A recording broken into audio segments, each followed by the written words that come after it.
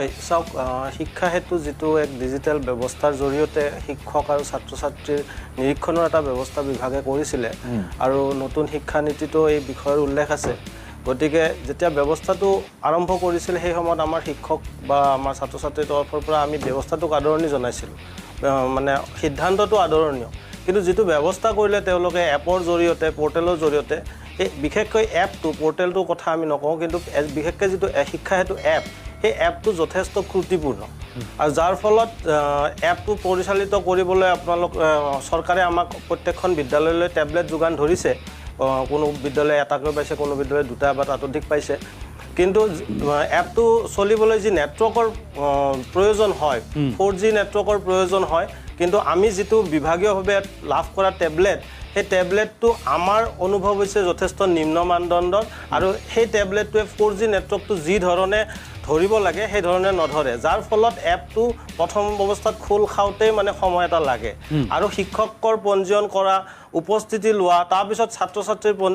উপস্থিতি লোৱা এইবোৰ কামতে 1 পৰা 1.5 ঘণ্টা সময় এখন বিদ্যালয়ত কেৱল উপস্থিতিৰ নামতে শিক্ষকসকলৰ গুচি যায় সংগ্ৰহ কৰা হয় আৰু শেহতীয়াভাৱে অসমৰ শিক্ষা বিভাগৰ সচিবগৰাকী এটা নিৰ্দেশনা প্ৰকাশ কৰিছে সেই নিৰ্দেশনাটোত তেওঁলোকে উল্লেখ কৰিছে যে শিক্ষকসকলৰ যদি 15 মিনিট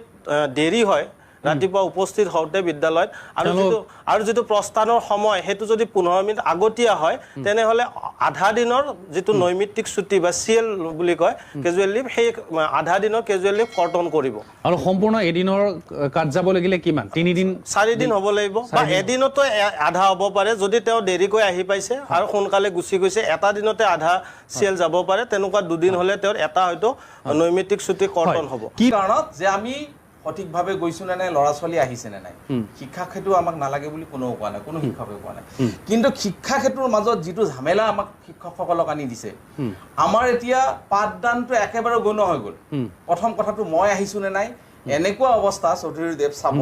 কিছুমানে মোবাইলটো লৈ চাৰিওফালে স্কুলৰ কোনাই কোনাই ঘূৰি ফুৰে এনেকে লৈ আপুনি এনেকুৱা এটাও বাতৰি নিশ্চয় পাইছে হেডমাষ্টাৰে এগৰাকী লেডি টিচাৰৰ স্বৰ খাব লগা হৈছে কিয় জানেনে প্ৰথমতে হেতু ৰেজিষ্টাৰ কৰোতে কি কৰিব লাগে চকুত টিপ মাৰিব লাগে তেতিয়া ৰেজিষ্টাৰ হয় আপোনাৰ তাৰে হয় লেডি টিচাৰ এগৰাকী হেডমাষ্টাৰক চৰি আছে সেই সিচুৱেচনো শিক্ষা সেতুৱে কৰিছে শিক্ষা ক্ষেত্ৰত আমাৰ কোনো আপত্তি নাই আমাক যদি শিক্ষকে বিশ্বাস নকৰে আৰু স্যাৰ শিক্ষককে যদি চৰকাৰে বিশ্বাস নকৰে কাক বিশ্বাস কৰিব আমি স্যাৰ আমি ডেডিকেটলি কাম কৰিম যদি চৰকাৰে ভাবিছে এওঁলোকে 9টা বজাত নাযায় হয়নে এওঁলোকে 3:30 আগতে আহে শিক্ষা ক্ষেত্ৰত আপোনাক কেতিয়াও এই সমস্যাটো সমাধান কৰিব নোৱাৰে কিয় জানেনে শিক্ষা ক্ষেত্ৰত কেতিয়া আপুনি 9টা 8:30 গৈছে শিক্ষা ক্ষেত্ৰত আপোনাক 9:30হে সিনক্ৰনাইজেচন হৈছে আপোনাৰ হৈ গৈছে কিন্তু সিনক্ৰনাইজেচন হওঁতে আধা ঘণ্টা লাগিছে দেখি কেনেকৈ গম পাব এতিয়াও গম নাপায় স্যাৰ আমি আগতে এইবিলাক নহওঁতে কি আমি 9টা বজাত যাই পোৱা নাছিলো নেকি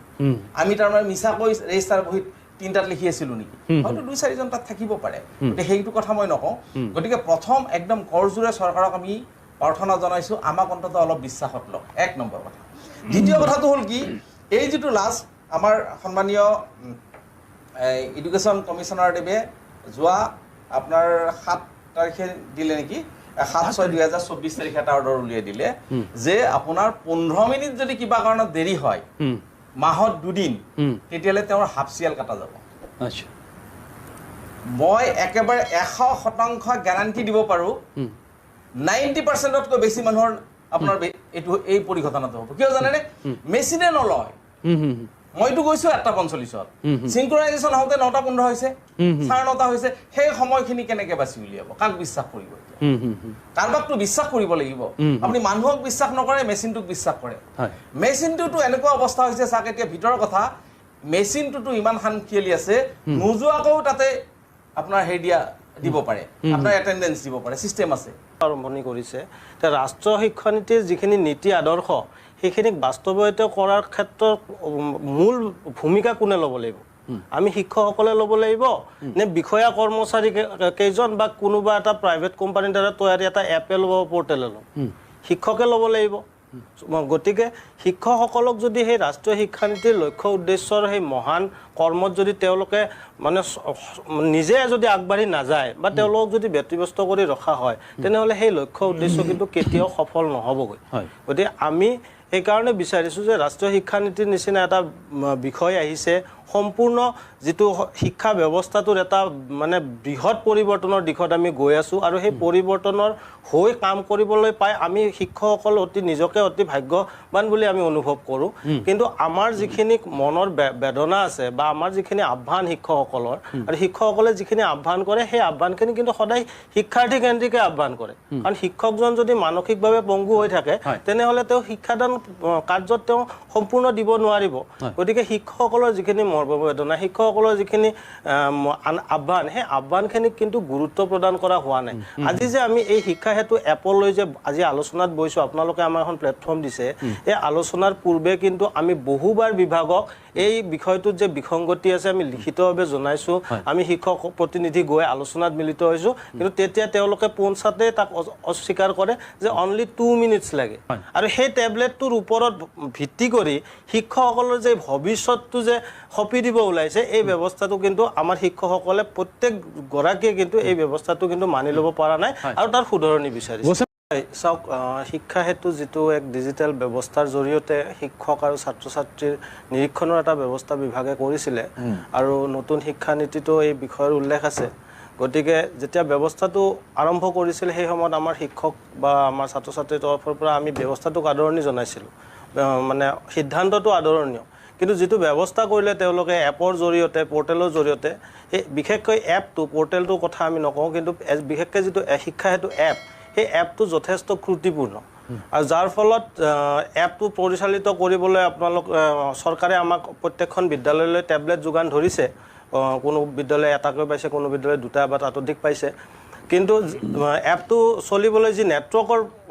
প্ৰয়োজন হয়, 4G নেটৱৰ্কৰ প্ৰয়োজন হয়, কিন্তু আমি যিটো বিভাগীয়ভাৱে লাভ কৰা টেবলেট, সেই টেবলেটটো আমাৰ অনুভৱ হৈছে যথেষ্ট নিম্ন মানদণ্ডৰ, আৰু সেই টেবলেটটোৱে 4G নেটৱৰ্কটো যি ধৰণে ধৰিব লাগে সেই ধৰণে নধৰে, যাৰ ফলত এপটো প্ৰথম অৱস্থাত খোল খাওঁতেই মানে সময় এটা লাগে। আৰু শিক্ষকৰ পঞ্জীয়ন কৰা, উপস্থিতি লোৱা, তাৰপিছত ছাত্ৰ ছাত্ৰীৰ উপস্থিতি লোৱা, এইবোৰ কামতে 1 পৰা 1.5 ঘণ্টা সময় এখন বিদ্যালয়ত কেৱল উপস্থিতিৰ নামতে শিক্ষকসকলৰ গুচি যায়, সংগ্ৰহ কৰা হয়। আৰু শেহতীয়াভাৱে অসমৰ শিক্ষা বিভাগৰ সচিবগৰাকীয়ে এটা নিৰ্দেশনা প্ৰকাশ কৰিছে। সেই নিৰ্দেশনাটোত তেওঁলোকে উল্লেখ কৰিছে যে শিক্ষকসকলৰ যদি 15 মিনিট দেৰি হয় ৰাতিপুৱা উপস্থিত হওঁতে বিদ্যালয়ত, আৰু যিটো প্ৰস্থানৰ সময় সেইটো যদি 15 মিনিট আগতীয়া হয়, তেনেহ'লে আধা দিনৰ যিটো নৈমিত্তিক ছুটি বা CL বুলি কয়, কেজুৱেল লিভ, সেই আধা দিনৰ কেজুৱেল লিভ কৰ্তন কৰিব। আৰু সম্পূৰ্ণ এদিনৰ কাৰ্য যাব লাগিলে কিমান? 3 দিন 4 দিন হ'ব লাগিব, বা এদিনতো আধা হ'ব পাৰে যদি তেওঁ দেৰিকৈ আহি পাইছে আৰু সোনকালে গুচি গৈছে, এটা দিনতে আধা CL যাব পাৰে। তেনেকুৱা 2 দিন হ'লে তেওঁৰ এটা হয়তো নৈমিত্তিক ছুটি কৰ্তন হ'ব। কি কাৰণত যে আমি সঠিকভাৱে গৈছোঁ নে নাই, ল'ৰা ছোৱালী আহিছে নে নাই, শিক্ষা সেতু আমাক নালাগে বুলি কোনেও কোৱা নাই। কোনো